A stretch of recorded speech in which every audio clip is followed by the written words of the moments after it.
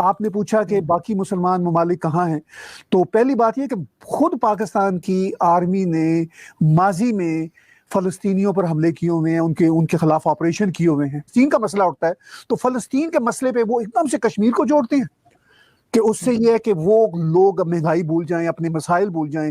अब सारे मीडिया का रुख भी उधर कर देते हैं, यानी मीडिया की तोपें भी फ़लस्तीन की तरफ कर देते हैं।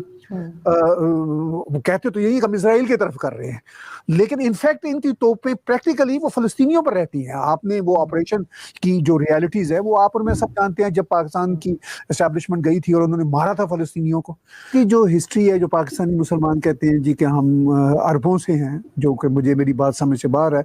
हम सब जो हैं बुनियादी तौर पर हम सब हिंदुओं की ही औलाद हैं। और सर आज हम शुरू करेंगे कि आपको पता ही है कि फ़लस्तीन और इजराइल का क्या मसला चल रहा है और उसमें पाकिस्तान कहाँ स्टैंड करता है। आपको लगता है कि फिर इमरान खान साहब ने कहा जी हम फ़लस्तीन के साथ खड़े हैं जैसे वो कश्मीर के साथ खड़े थे, और अब उसी लाइन पे जाते हुए आज मुझे बल्कि हंसी भी आ रही है। मैं माजरत चाहूंगी हमारे जो हमें देख रहे हैं कि वो कह रहे हैं कि कितनी हंसी हो रही है, क्योंकि उनके स्टेटमेंट ऐसे होते हैं कि मुझे हंसी आ जाती है। अब ये कह रहे हैं कि जी फ्राइडे को जो अब कमिंग फ्राइडे है उस पे फिर ये कह रहे हैं कि हम उनके साथ खड़े होके दिखाएंगे और वही होगा सर, धूप में ह्यूमन चेन बनाते हैं जो ये हाथ जोड़ जोड़ के खड़े होते हैं। तो आखिर इससे क्या होगा? और ये इस वक्त ये मुस्लिम उम्मा और ये सारा ड्रामा जो होता है ये सब कहाँ है? क्यों कोई नहीं बोल रहा, सिर्फ और सिर्फ पाकिस्तान बोलता हुआ नजर आ रहा है। देखिए बात यह है कि जो फ़लस्तीन और इज़राइल का मसला है वो काफ़ी पुराना है और पाकिस्तानियों के लिए काफ़ी इंटरेस्टिंग है। उनको तो इज़राइल के एग्जिस्टेंस से ही इनकार होता है। पासपोर्ट आप उठा के देख लीजिए, पाकिस्तानी पासपोर्ट पे लिखा हुआ है कि इज़राइल को तो हम मानते ही नहीं है कंट्री। वो ये कहते हैं जी कि इज़राइल बनाया था बरतानिया ने। तो सबसे पहला सवाल ये कि फिर पाकिस्तान को किसने बनाया था? पाकिस्तान भी तो बरतानिया ने बनाया था। 1947 से पहले पाकिस्तान नाम की कोई चीज़ इस प्लैनेट में, इस धरती में तो नहीं होती थी। तो वो बरतानिया ने ही भारत की एम्पुटेशन की, पाकिस्तान बनाया। मुसलमानों की जो हिस्ट्री है, जो पाकिस्तानी मुसलमान कहते हैं जी कि हम अरबों से हैं, जो कि मुझे मेरी बात समझ से बाहर है। हम सब जो हैं बुनियादी तौर पर हम सब हिंदुओं की ही औलाद हैं और हमें इस पर फख्र होना चाहिए। लेकिन अगर पाकिस्तानी मुसलमानों का ये कहना है कि हम अरबों से आए हैं, तो भाई इस्लाम जो है बुनियादी तौर पर वो हिंदुस्तान में जो है उसकी 800, 900 या 1000 साल की तारीख है ज़्यादा से ज़्यादा। अब जो यहूदियों की तारीख है वो तो मुसलमानों से पहले है। ये तो हम भी मानते हैं कि हमारे आबा-ओ-अजदाद, अगर हम क्लियर नहीं है अगरचे पाकिस्तानी मुसलमान कि हमारे आबा-ओ-अजदाद कौन थे, यानी हमारे माँ बाप क्या हिंदू थे या यहूदी थे। तो चलिए अगर हम धर्म से जोड़ें तो हमारे जो धार्मिक जो एंसेस्टर्स हैं वो तो यहूदी ही थे।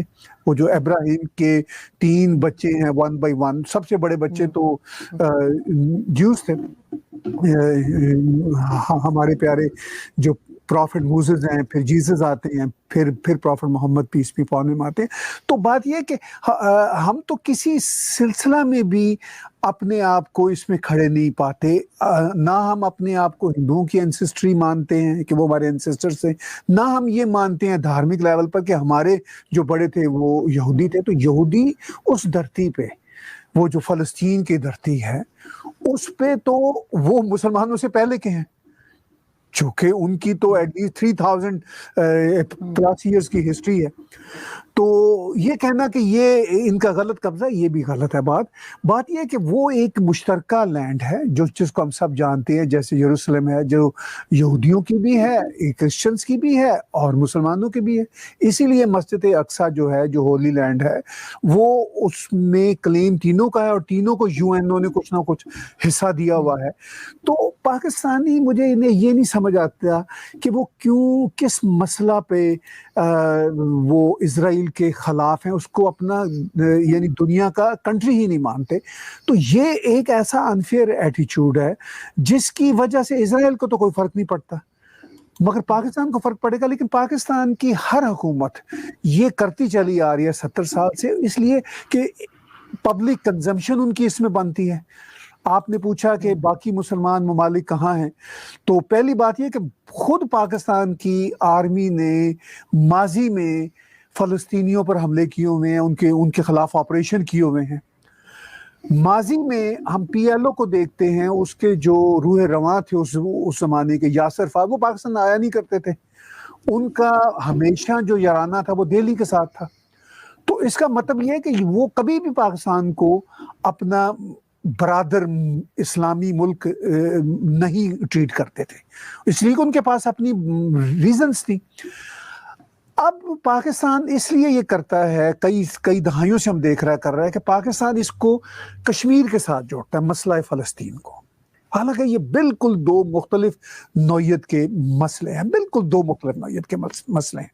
अब पाकिस्तान उसके साथ जोड़ता है, इसमें भी चूंकि पाकिस्तान की एस्टेब्लिशमेंट और सियासी हुकूमतों का एक पब्लिक कंजम्पशन होता है, उनको ऐसा करके बड़ा मजा आता है।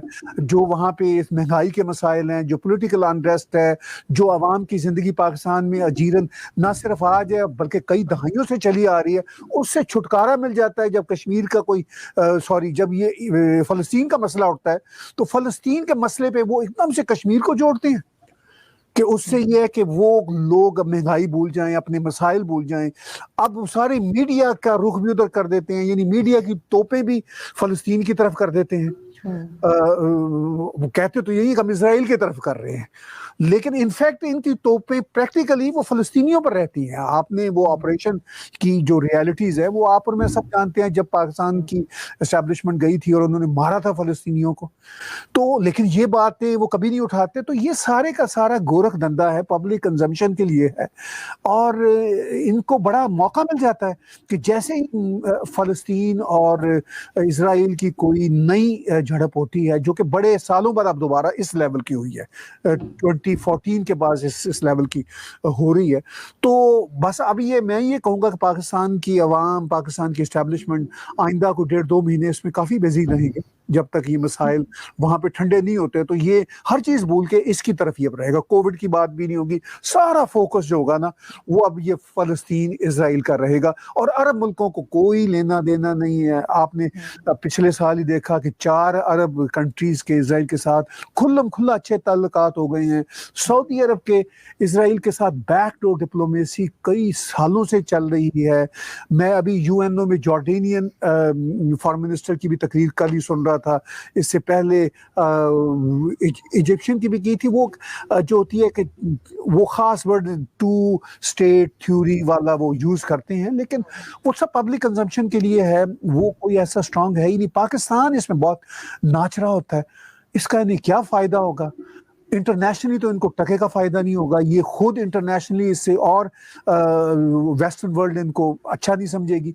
लेकिन ये सब कुछ करने से ये बात है कि पाकिस्तान की हुकूमत को बड़ा फायदा होगा, पाकिस्तान की आवाम को ये बुद्धू बनाए रखेंगे। लेकिन सर ये आपको ये जो जंग चल रही है, जो लड़ाई चल रही है इन दोनों के दरमियान, फ़लस्तीन और इजराइल के, आपको कहाँ रुकती हुई नजर आ रही है? अभी और कितने दिन यही कुछ हमें देखने को मिलेगा?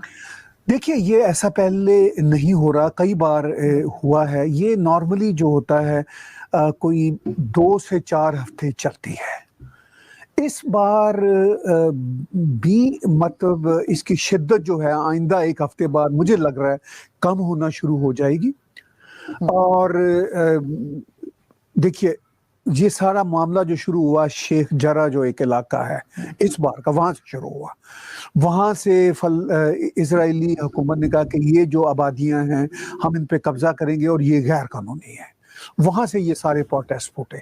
लेकिन इस बार जो ये पूरे का पूरा जो इशू है ये काफी कॉम्प्लेक्स है, चूंकि कोई करीब 1.5 मिलियन के करीब फलस्तीनी अरब जो हैं इजराइल के सिटीजन्स हैं, और वो इलाके जहाँ पर वो रहते हैं, जहाँ पर उनकी मेजॉरिटी है, वहाँ पे जो रेशियल अब टेंशन है वो काफ़ी बढ़ गई हुई है।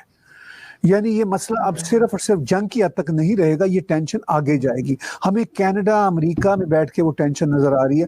यहाँ पे जो फ़लस्तीनी ग्रोह हैं या उनके जो सपोर्टर्स हैं वो अब काफ़ी ज़्यादा यहूदियों पर, उनकी रैलीज पर हमले कर रहे हैं। तो वो टेंशन, देखिए फ़लस्तीन में या इजराइल में, गजा में, वेस्ट बैंक में वो फ़लस्तीनी इजराइल का कुछ ज्यादा नहीं बिगाड़ सकते, ज्यादा टेररिज्म कर सकते हैं या, लेकिन यहाँ पे टेंशन बहुत अब मुझे लग रही है। ये सिर्फ अब ये जो मसला है ये फलस्तीन और इजराइल की हद तक नहीं रहा, तो लेकिन ये बात भी है कि इस बार फलस्तीनियों को वो सपोर्ट यूरोप से और अमेरिका से नहीं मिल रही जो पहले मिला करती थी। इन टर्म्स इनको एक पैलेस्टाइन सपोर्ट फंड मिलता था, वो भी पैसा नहीं मिल रहा उस तरह का। दूसरा, ईरान बहुत वीक हुआ है, सैंक्शंस लगी हुई हैं, तो ईरान इनको सप्लाई नहीं दे सकता उस तरह की जिस तरह पहले दिया करता था।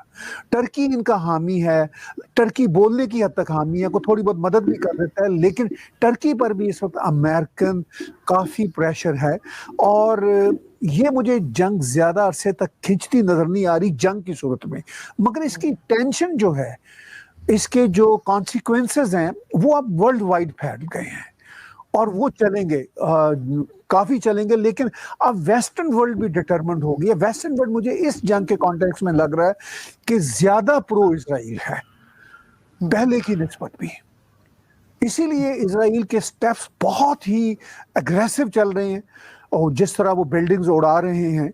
अभी उन्होंने संडे को ही जिस तरह अल जजीरा की जहाँ पे ऑफिस था और एसोसिएट प्रेस का ऑफिस था, बहुत सारी मीडिया आउटलेट्स से उन्होंने उड़ाया। पहली जो जंग 2014 की हुई थी उन्होंने अल जजीरा की, सॉरी मैं बात कर रहा हूँ, अल अरेबिया टीवी के इसी तरह के स्टेशन को उड़ा दिया था। और भी तो अब वो ज्यादा इजराइल इस बार एग्रेसिव लग रहा है और ज्यादा डिटरमिन्ड है। फलस्तीनियों के पास कोई पावर वावर नहीं है और फलस्तीनी बेचारे खुद भी डिवाइडेड हैं, कुछ जंग, कुछ हमास के साथ हैं, कुछ फतह के साथ हैं और बहुत सारे जंग नहीं भी चाहते, बहुत सारे सिर्फ पीस चाहते हैं। मगर जंग हमास और अल फतह वगैरह के हक में है, क्योंकि ये जंग होगी तो उनका जवाब होगा रहने का। तो बड़ी ही कॉम्प्लेक्स सिचुएशन है। गरीब मासूम लोग इनकी अपने वेस्टेड इंटरेस्ट की वजह से मारे जा रहे हैं, जिसका मुझे दुख होता है।